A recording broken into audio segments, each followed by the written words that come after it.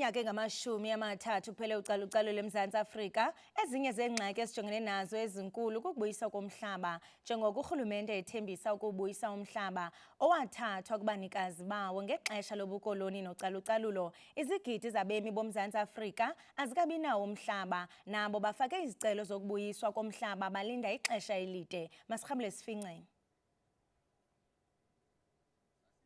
Linarha ngemaplasini ukuya ngebhetali nanje solo zange sathola ipendulo, abanye sasihleme nabo sebalala. Asikathabi nakancane solo kwango-1998 ungacabanga 1998 bengilisokane elitsha kufika namhlanje i-land claim yethu yalapha eLasfantelela edlangeni namaphethelo isajamile akusithi sodwa. Isibawo umfowethu wasifaka ngo-1998 wasifaka iprocess yakhamba kuhle 2004 ukhamba kwamalanga kuthiwa ikhuwele seli-opposile i-application yethu.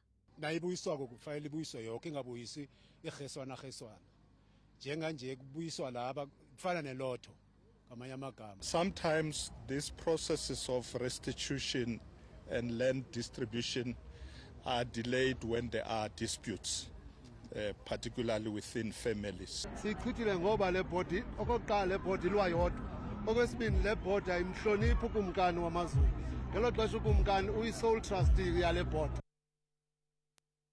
Kuva banzi ke ngelinqaku sizawamkela uMcomfort Masombuka, yena ke ungumdidiyeli kwinkqubo ye-Asikhulume Let's Talk ezasixelela ke engezathu sikulindele kulomba.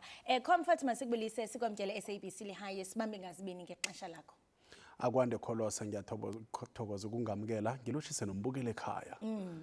Comfort, siyaqonda into yokubana yiminyaka engaphaya kwamashumi amathathu kusithiwa democracy kwilizwe lomzantsi Afrika. Ekutheni nje xa sizawuthi sibone indaba yomhlaba ibonakala ngathi ihamba ngonwambo?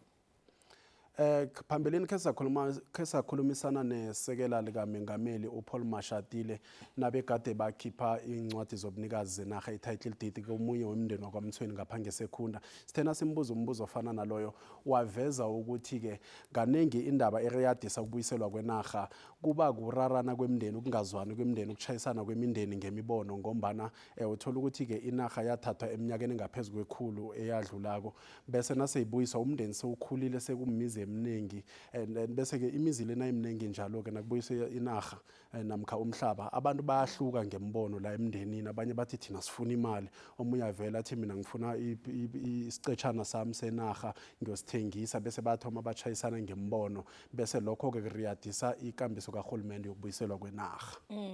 Ngiyafuna uqonda into yokubana niyinkqubo ye-Asikhulume njengokosibonile kulento othe wasiqulunqela yona, into bangaba mhlambe niyenatyelela esekhunda. Abantu bayathetha ude wathi omnye utata abanye babo babezama indaba yomhlaba bade balala, meaning that bade basweleka bengawufumananga umhlaba. Ingaba ubunzulu bale ngxaki ingakanani kweli lasesekhunda? Akusiyisekhunda kuphela mhathi, ziningi indawo imfunda zonke ngokuhlukahlukana eSouth Africa. Kodwana ke indaba yokuthi ke umuntu ugcina sekalele solalinde ukubuyiselwa inarha iba mraro khulu, ngombana uthola ukuthi umuntu lo nguye begade azi inarha le namkha anelwazi elinabileko ngenarha le, bese sekusala abantwana namkha kusala inzukulwane azinalwazi elingako. Kufanele zibuyiselwe inarha, kufanele zikhuphe amaphepha namkha ubufakazi nokhunye zikhomba amathuna ukuthi ke abobamkhulu balele la amathuna lawa azwazi.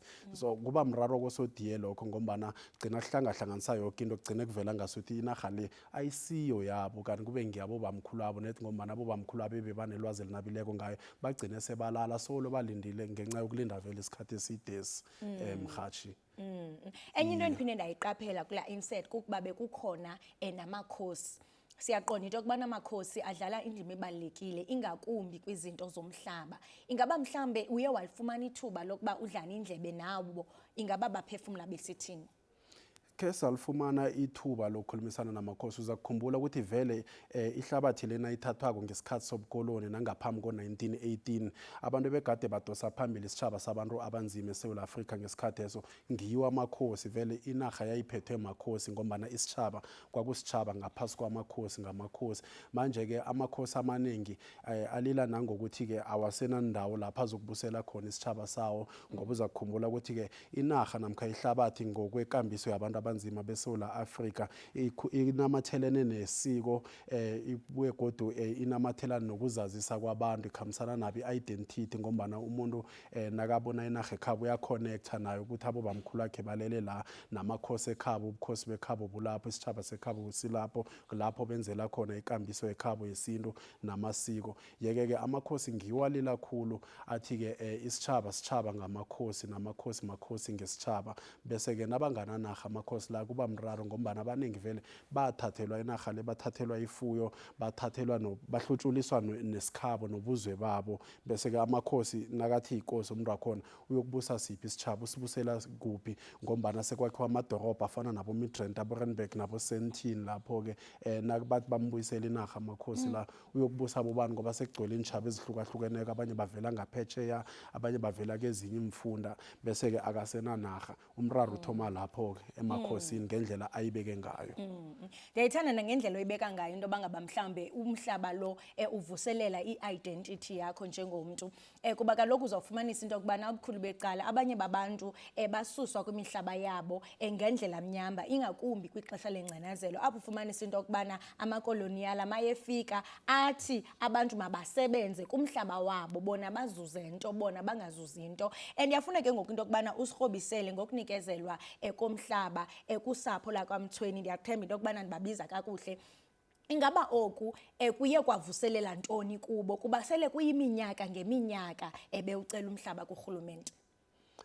Umndeni wakwaMthweni utshengisela ukhulu ithabo ngemva kokuthi solo baclaim inarha uzakhumbula ukuthi-ke imbawo zokubuyiswa kwenarha zavalwa ngo-1998 solo balinda kusukela ngesikhathi eso ukulinda kwabo kubathethe iminyaka pheze ema-20 yonke pheze ngingathi sebana-18 years solo balindileko yeke-ke lokho kulethe elikhulu ithabo kibo ngombana ukufunyanwa komhlaba lo namkha kwehlabathi le namkha kwenarha le kulethe elikhulu ithabo ngombana abanye ichegu lakhona elinye selilikhulu eliseleka isizukulwane esikhulu seliluphele kodwana-ke banethemba lokuthi esikhathini esizako isizukulwane noma bona bangalala isizukulwane sesinelifa lasafuthi lokho-ke kuzokwenza ukuthi-ke barahe ukatso eziko barahe umtlhago indlala ikhambele kude nabo ngombana banikelwe neensetshenziswa zokulima banikelwe iintregera banikelwe iinkomo ezingaphezu kwekhulu banikelwa yoke into efunekako batshalile isiphila batshalile amabhontshisi lapha